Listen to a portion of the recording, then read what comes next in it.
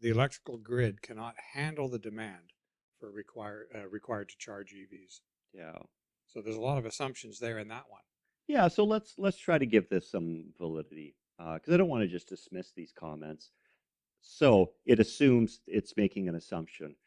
Let's say that everyone in the world, if we could snap our fingers, every car in the world, I think there's about 1 billion cars in the world, uh, were to be electric, and that all those cars, everyone goes home at 5:30 and plugs it into their DC fast charger.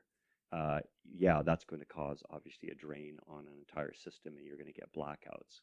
So would it be if everyone went home and turned on their electric dryer or their We saw that. range to cook dinner, We saw that in air California. conditioning in the hot, in the hot weather causing brownouts? So We just saw we that already in have demands California. on our system, right? Yeah, we just saw that.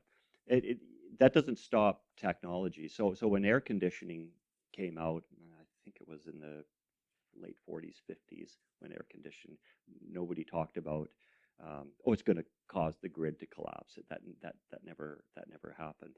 So first off, that scenario is unlikely. So it's going to be slow and gradual that we're going to more and more people will switch to EVs.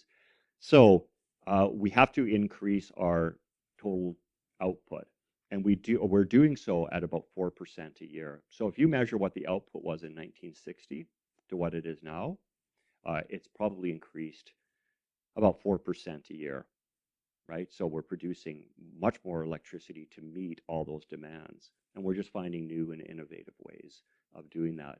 Now, it has been estimated to that once we hit that 100% all electric vehicles, no gas on the road, that will probably mean an increase of about 30% of the total hour energy output that we will need.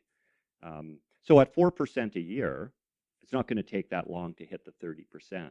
And that's probably will exceed the actual growth of EVs. And then there's a second component to that as well, and this gets back into the battery storage. So it's often a case that you can produce lots of electricity at certain peak periods of time.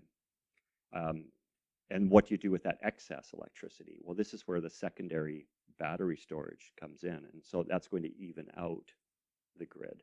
So there won't be those high demands placed on by plugging in your EV overnight. That's going to collapse the system, right? Because if the energy is if it's from renewables, if the sun's not shining or the wind's not blowing, it relies on the backup battery storage, and that's why batteries are not going to end up in landfills, right? Because we can use them, remanufacture them, and then every household could have a backup battery storage, which is very, very likely. It's already happening. We're already seeing that. Tesla's invested heavily into their batteries, and other companies are starting to come up.